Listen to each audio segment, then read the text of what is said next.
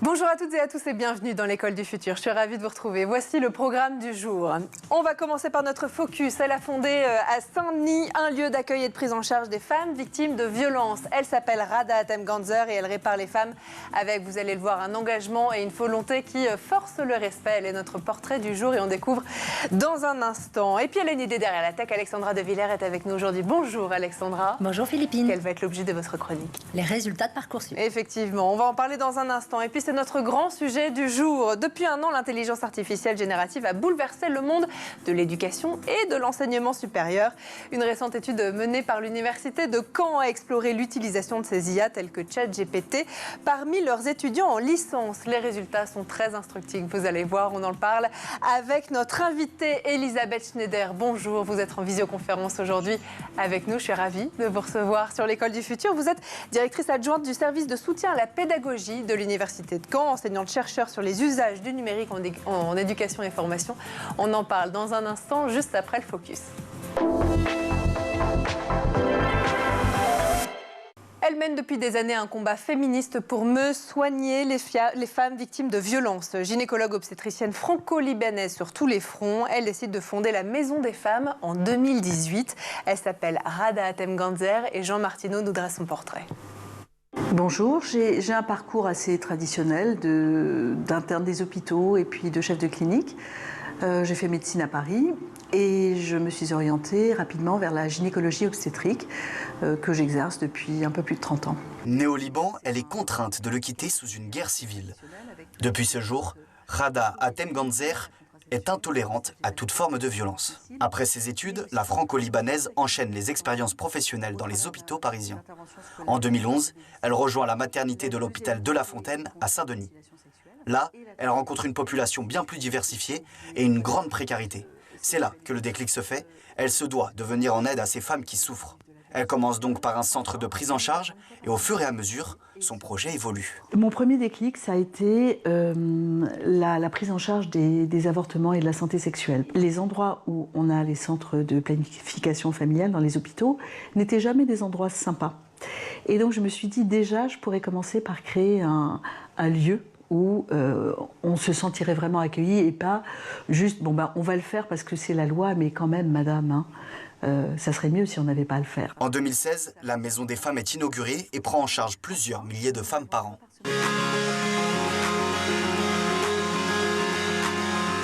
L'impact de la Maison des femmes sur leur vie a été extrêmement important. Il leur a permis de montrer qu'elles pouvaient s'en sortir grâce à l'aide de professionnels bienveillants, qu'elles pouvaient dépasser leurs limites, qu'elles pouvaient se prendre en charge, qu'elles pouvaient être fières d'elles-mêmes, voire recommencer une nouvelle vie après cela. Prise en charge des femmes ayant besoin d'aide sur le planning familial, des femmes ayant subi des violences ou encore une unité de prise en charge des femmes ayant été mutilées sexuellement, Rada apporte ce soutien tant précieux aux femmes en les plaçant au milieu de son projet et en amenant tous les besoins nécessaires autour d'elle afin que la femme se sente rassurée, aidée et accompagnée.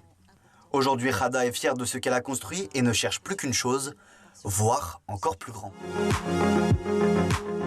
Allez, toute autre chose à présent. On vous parle aujourd'hui d'une étude menée par l'université de Caen et dont les résultats mettent en lumière des tendances significatives et posent des questions aussi cruciales. Vous allez le voir sur le rôle des technologies comme l'intelligence artificielle dans l'enseignement supérieur.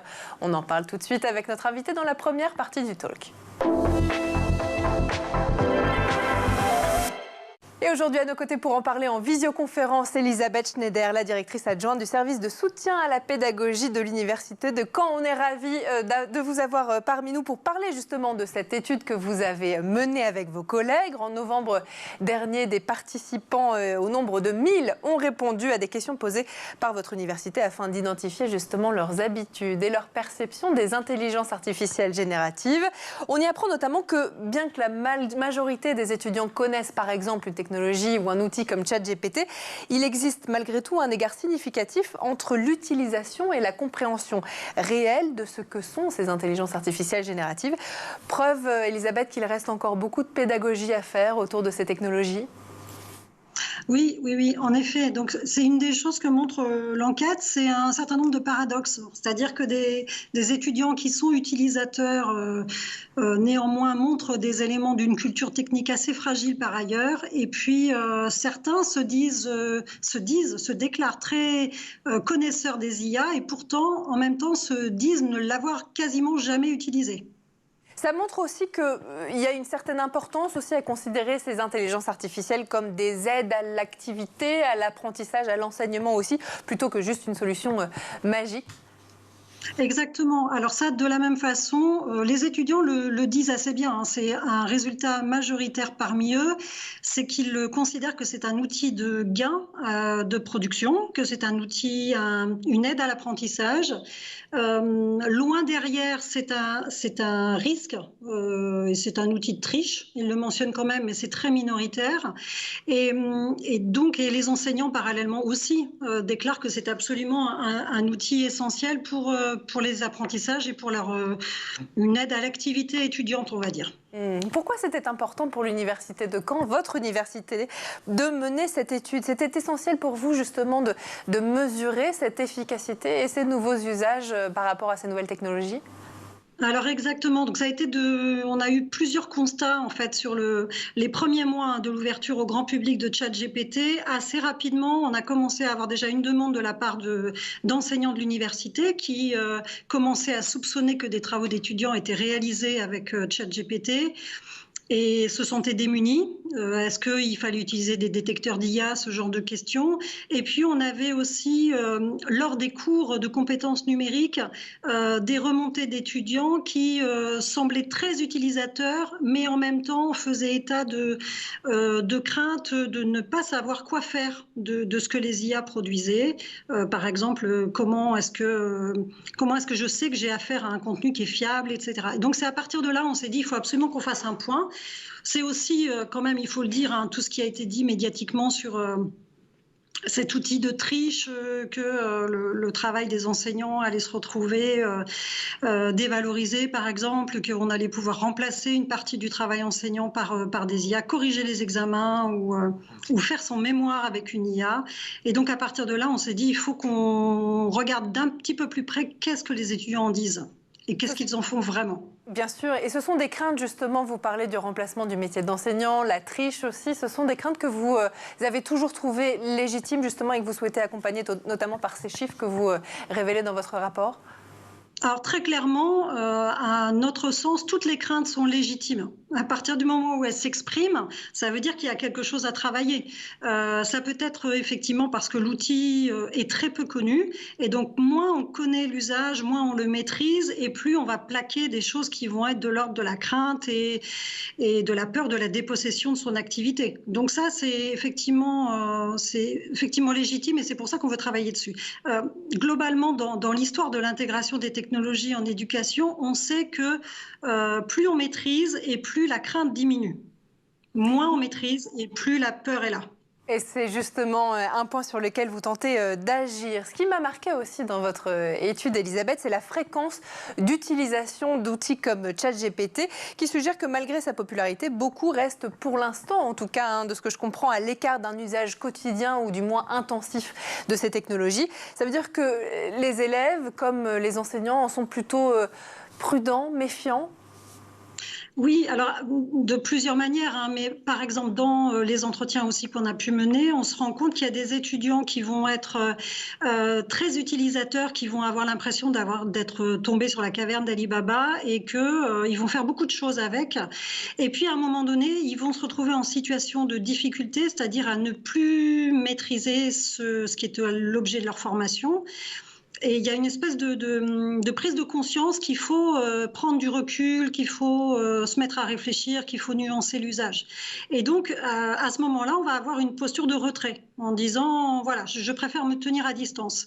Et puis certains vont carrément différer le moment d'y aller en se disant, je ne sais tellement pas à quoi je vais avoir affaire que je préfère... Voilà, il y a une attitude très, très méfiante parfois. Vous avez parlé aussi de la triche. Est-ce que peut-être que cette méfiance ou cette prudence, elle s'explique aussi par le fait que les élèves ont peur justement de se faire prendre ou de voir dans leurs travaux qu'ils remettent à leurs enseignants, dans leurs examens, une aide potentielle de ChatGPT comme une triche ? Oui, alors ça c'est de la même façon. Alors certains vont malheureusement assumer de l'utiliser, vont aller jusqu'au bout du rendu du travail en utilisant des IA et sans le déclarer. Donc là c'est à leur risque et péril.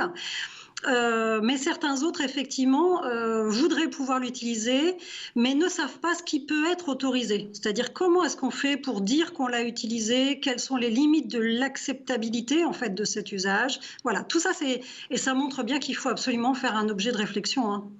Sacré enjeu, effectivement, pour l'enseignement supérieur en général et y compris pour votre université. Mathieu Lecronier, ingénieur pédagogique au CEMU. Le CEMU, c'est le centre d'enseignement multimédia universitaire de votre université, l'université de Caen, indique au sujet des résultats de votre étude.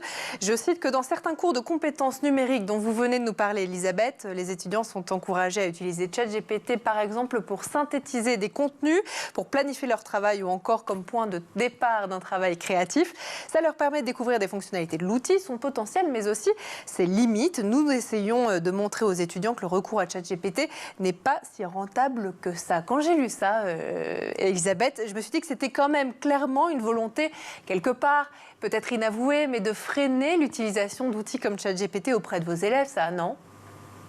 Alors de le freiner, non, mais que ce soit en fait de développer un usage raisonné, hein, comme on va le dire sur d'autres usages numériques de l'école jusqu'à l'université. C'est plutôt de savoir quand est-ce que c'est pertinent de l'utiliser et quand est-ce que il faut conserver vraiment la part de son énergie en fait sur son activité intellectuelle. C'est-à-dire que condenser des informations, c'est une activité qu'il est intéressant quand même de pouvoir faire rapidement, pour ensuite se consacrer à ce qui va vraiment être au cœur de sa formation. Vrai gain de temps, effectivement, que permet un outil comme ChatGPT. Ce que je vous propose, Elisabeth, c'est qu'on continue à en parler dans un instant. D'abord, on va faire un petit tour du côté de la planète tech. Images et vidéos, c'est le Zap et c'est l'œil de Jean Martineau.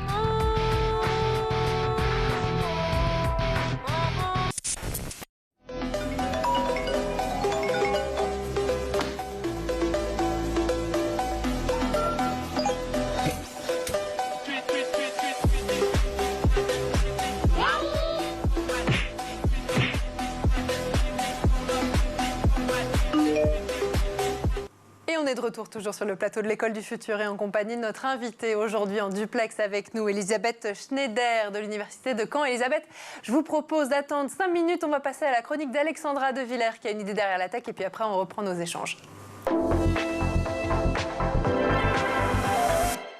Alexandra, vous allez nous parler aujourd'hui des résultats Parcoursup. Je crois que c'est pour dans pas très longtemps, non? Bien sûr, les premiers résultats Parcoursup vont tomber le jeudi 30 mai à 19h.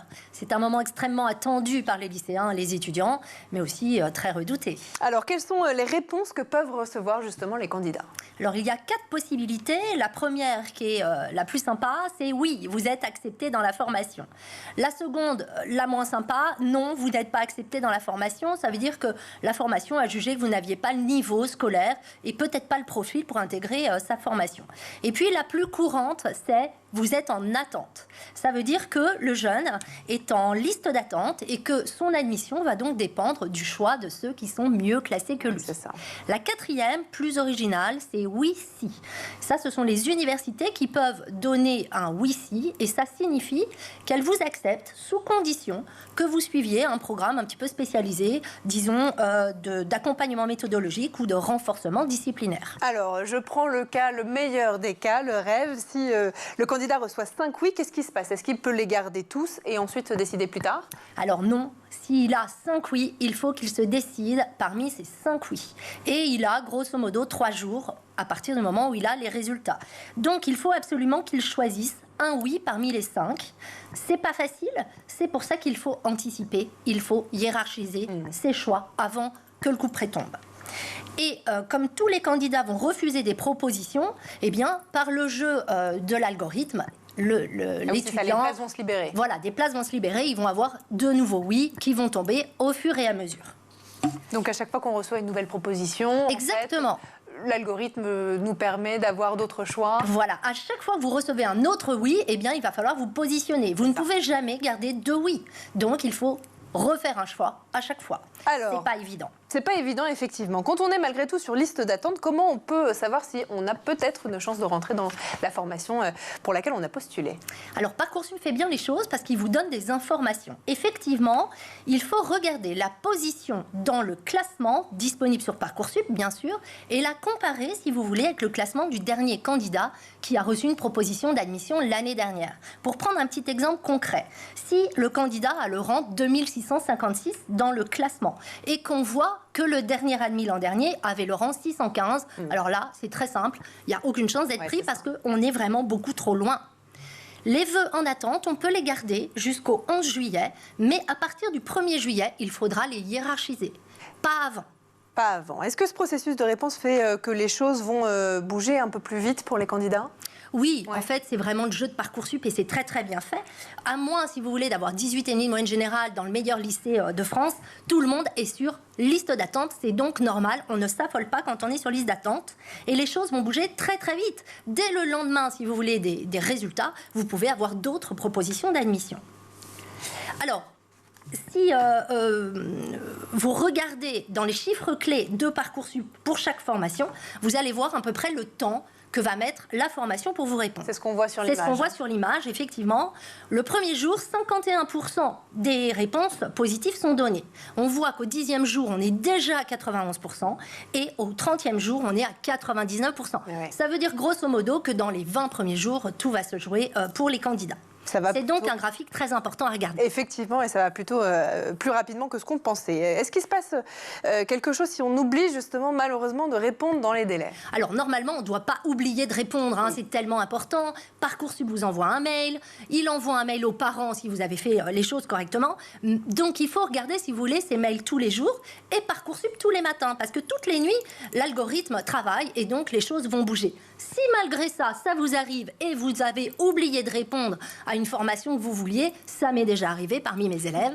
Pas de panique, on réagit très vite, on écrit à la plateforme, eux aussi sont très réactifs et parfois, s'il y a encore des places, ils vous remettent votre oui. Vous pouvez le prendre. C'est donc bon tout à va savoir. bien. C'est bon à savoir, Alexandra. Est-ce que vous avez malgré tout un dernier conseil aux candidats qui attendent justement avec impatience leurs résultats? Oui, bien sûr. Alors, on hiérarchise ses vœux à l'avance pour être prêt quand on va voir les résultats. On évite de stresser jusqu'à fin mai. De toute façon, les choses sont faites. Hein, il faut juste attendre. Et puis surtout, on travaille son bac. Ça serait dommage d'avoir une belle formation sur Parcoursup et de ne pas décrocher le bac. Effectivement. Merci pour ces conseils en tout cas et ces informations. Parcoursup le 30 mai, c'est ça les résultats. Exactement, 19h. 19h. Merci beaucoup Alexandra. Et puis nous, on lance tout de suite la deuxième partie du talk.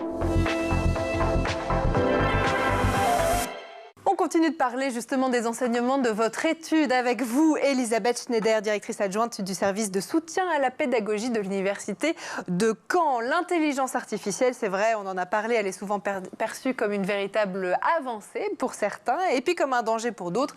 Des écoles de New York jusqu'en Chine, en passant même par la France, avec Sciences Po notamment, ont interdit l'usage de ChatGPT à leurs élèves sans pouvoir vraiment, malgré tout, et vous nous en avez évoqué les limites, le vérifier auprès des élèves. Qu'est-ce que vous pensez de ces interdictions et surtout, qu'est-ce que votre étude que vous nous présentez aujourd'hui va avoir comme impact sur ces prochains mois et sur l'utilisation de l'intelligence artificielle à l'université de Caen?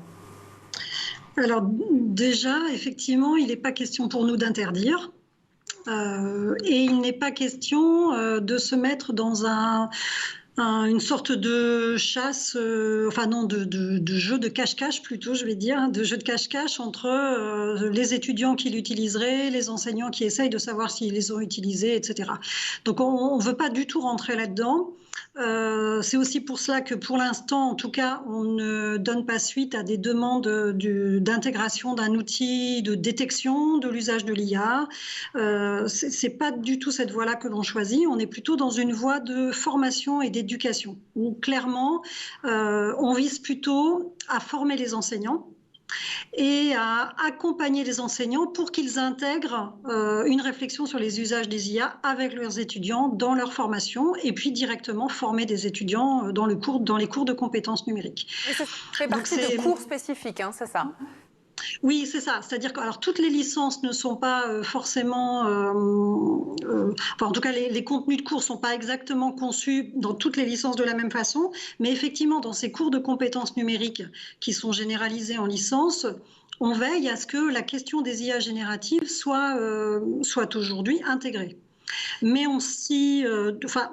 pour que je le dise plus précisément, en fait, la manière dont cette enquête s'est située, elle est dans une réflexion plus globale sur la réflexion sur les IA génératives à l'université. Et donc, on a mis en place un dispositif aussi de formation à destination des enseignants. Qui consiste en quoi ? Alors, on propose des séminaires. Donc là, on a eu des séminaires qui durent 2 jours, où on propose aux enseignants de venir expérimenter ce que sont les IA. De pouvoir en tester qui soit directement en rapport avec le travail que les étudiants ont à mener, qu'eux-mêmes puissent expérimenter des manières de les utiliser pour concevoir leurs propres cours, peut-être pour concevoir des évaluations, peut-être pour corriger des examens. Voilà, enfin, vraiment, on n'a pas d'interdit en fait sur l'usage. Et puis, on va, à partir de là, en dégager des points de vigilance, dégager des manières de travailler avec les étudiants, des recommandations. Et puis, en particulier, travailler sur l'éducation à une éthique de l'usage de l'IA, c'est-à-dire comment est-ce qu'on peut organiser des usages qui soient transparents, qui soient responsables, et qu'un étudiant puisse explicitement dire « j'ai utilisé une IA dans mon travail de telle et telle manière, voilà comment je le justifie, voilà quelle est la plus-value et voilà quelles en sont les limites ». J'imagine que c'est effectivement pas évident ce sujet d'intelligence artificielle éthique. Elles ne le sont pas toutes. Elles sont le reflet aussi de notre société et donc elles ne sont pas forcément éthiques. Comment vous abordez cette question-là? J'imagine que c'est plein d'enjeux. Aussi, vous travaillez avec des chercheurs, des enseignants, les élèves eux-mêmes pour mettre tout ça en place? Oui, alors effectivement, donc déjà est-ce qu'une IA est éthique? Est-ce qu'elle a été conçue de manière éthique? Ça, c'est une question qui nous échappe un petit peu. Donc, celle qui nous revient, qui nous incombe, c'est d'éduquer à des usages éthiques. Et là, pour le coup, effectivement, on essaye de co-construire quelque chose entre enseignants, étudiants, ingénieurs pédagogiques, enfin toutes les parties prenantes, y compris aussi des personnels de scolarité, y compris des personnels administratifs qui peuvent être à un moment donné amenés à les utiliser ou à porter une évaluation sur une production qui les a utilisés. Donc, c'est vraiment un travail de co-construction, à mon avis, de longue haleine. on va essayer d'aller jusqu'à l'élaboration d'un livre blanc avec un ensemble de recueils de bonnes pratiques et puis un ensemble de collectes d'expériences à partager. Donc voilà, on démarre et en fait cette enquête c'était un des premiers volets de ce travail. D'accord, donc l'objectif c'est vraiment de le mettre à disposition en tout cas d'autres universités, d'autres établissements d'enseignement supérieur en France. Oui. Et d'ailleurs, on a des enseignants qui se sont engagés dans des expérimentations locales, dans leurs composantes, avec leurs propres étudiants. Et on est vraiment dans cette phase d'expérimentation et puis de collecte d'expériences où effectivement, je pense qu'il faut, vu l'enjeu, comme sur d'autres sujets, il faut absolument qu'on mutualise entre universités, qu'on mutualise entre équipes à l'échelle nationale.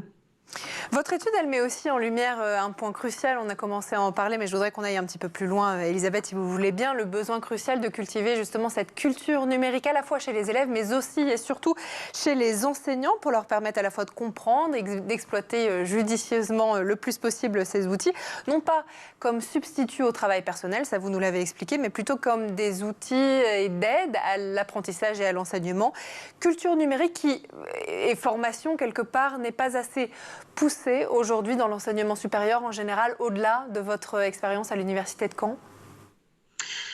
Très clairement, c'est une situation très paradoxale. Je pense qu'on est tous conscients des enjeux, on va tous affirmer que c'est essentiel, que c'est prioritaire, et pourtant, dans la réalité, ce sont encore des domaines sur lesquels on investit très peu de temps et de moyens, et qui sont encore laissés, enfin je dis ils au pluriel parce que ça me fait penser à l'éducation, aux médias, à l'information, c'est encore trop laissé au goût, aux choix locaux ou bien à des affinités d'enseignants, à des passions, à des engagements personnels, et c'est encore trop peu inscrit dans des prescriptions institutionnelles, oui.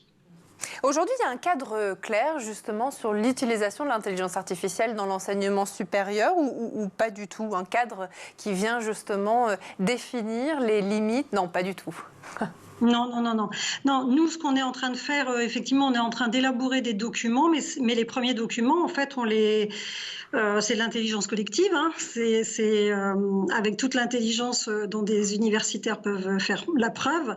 On essaye de construire vraiment chemin faisant. On s'appuie aussi sur peut-être des universités qui ont déjà un peu réfléchi. Alors, je pense à des bibliothèques universitaires américaines ou canadiennes qui ont déjà travaillé un petit peu à des guides sur l'utilisation, comme je le disais, éthique, hein, sur la transparence ou l'intégrité scientifique. On s'appuie là-dessus, on expérimente, on réfléchit, on teste. Est-ce que ce cadre, justement, qui est manquant, aujourd'hui on comprend de ce que vous nous dites, s'il existait, pourrait vous aider? Est-ce que vous échangez, par exemple, d'ores et déjà ou dans les prochains mois avec des députés, les ministres, etc., par rapport aux résultats de votre enquête, leur en faire part pour essayer de faire avancer les choses d'un point de vue national? Alors, sur l'idée d'un cadrage, oui, ça pourrait être intéressant. Très honnêtement, la dimension, par exemple, qui viserait à interdire, elle n'aurait pas de sens, elle n'aurait pas de pertinence. Qu'on ait des espaces de réflexion et qu'il y ait peut-être un cadrage plus global sur la culture numérique, comme vous le dites, ça serait intéressant. Ça, ce serait intéressant. On parle beaucoup aussi de ChatGPT, ce sera ma dernière question, mais il n'y a pas que cet outil en France pour enseigner ou apprendre grâce à l'IA. Vous échangez par exemple avec des acteurs du secteur de la EdTech pour comprendre ce qu'ils ont à offrir à des universités comme la vôtre. Vous utilisez d'autres outils peut-être que ChatGPT? Oui, alors là, justement, on fait un travail de veille et on a un ensemble de services en ligne, d'IA, alors ou bien avec des accès gratuits ou bien des accès payants, que l'on expérimente, on teste pour l'instant. On est tout à fait preneur, effectivement, d'une relation d'échange, de discussion avec des partenaires de la EdTech. Oui, parce que c'est extrêmement diversifié. On a des IA qui, par exemple, travaillent sur des corpus scientifiques. Donc, ceux-là, c'est totalement différent de ce que peut proposer ChatGPT. Voilà, on a ChatGPT 4 qui est couplé avec une IA qui produit de l'image. Donc, c'est tellement diversifié que oui, on est preneur de tout, mais oui, on va avancer de manière réfléchie. Bien sûr, et on le comprend en tout cas en lisant les résultats de votre étude, Elisabeth Schneider. Merci infiniment d'avoir été parmi nous. On le voit, la révolution de l'intelligence artificielle dans l'enseignement supérieur. Elle est en marche, directrice adjointe du service de soutien à la pédagogie de l'Université de Caen. Merci encore d'avoir été parmi nous. Merci aussi à vous, Alexandra, d'avoir été parmi nous aujourd'hui. Merci à vous de nous avoir suivis. Et puis, nous, comme tous les jours, vous le savez, on se retrouve à 12h30 sur ce même plateau et sur School TV. Surtout, dès demain. Bonne journée.